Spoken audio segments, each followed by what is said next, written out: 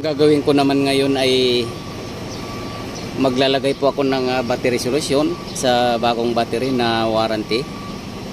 Bali ito pong battery na to ay napa-approve po namin sa pinagbilhan dahil maaga po siyang nasira.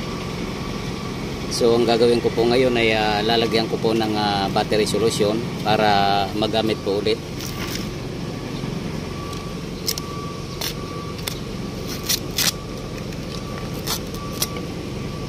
So ito po yung mga iwasan po natin na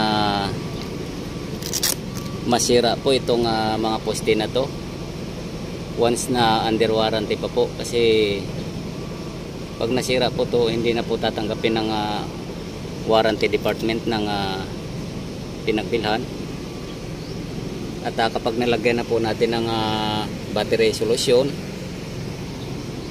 ang lagi po nating ipandagdag dito kapag kapos na po yung tubig ay distilled water na lang po, kasi re-readingan po nila kung masyado pong matapang yung tubig during under warranty po. So ibig sabihin nagtatap up, nalalaman po nila kung ang tinatap up po natin ay battery solution. So yung battery solution po kasi masyado po siyang matapang, so hindi rin po nila pinapayagan. Kaya one time lang po yung paglagay nito, liban na lang po kung tapos na po yung warranty ng battery. So pwede na po kayong magpalit ng battery solution ng pure, kasi wala na pong pupuna. So ilalagay ko na po itong battery solution.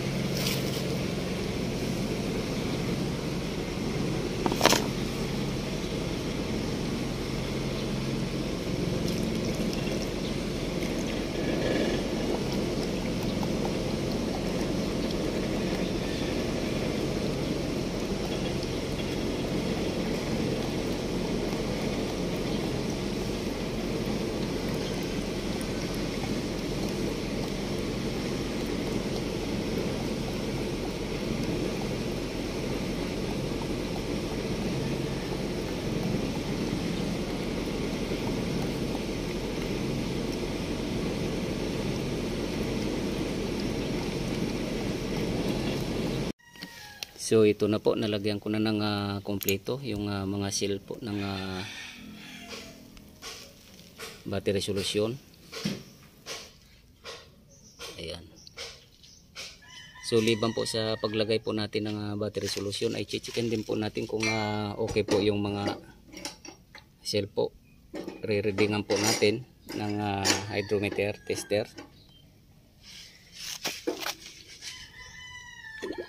para makasiguro po tayo.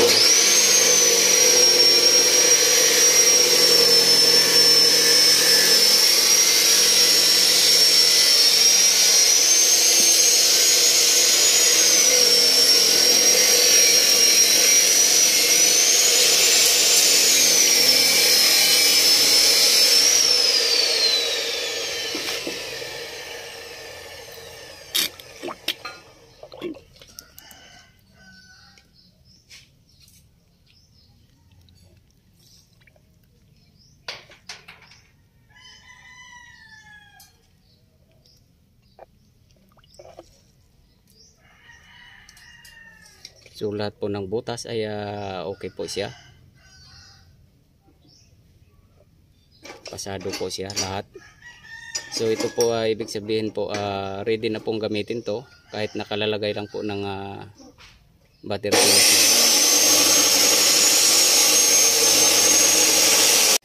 So hanggang dito na lang po muna ang video kong ito. Please like, subscribe na lang po, and hit notification bell para sa susunod na mga video.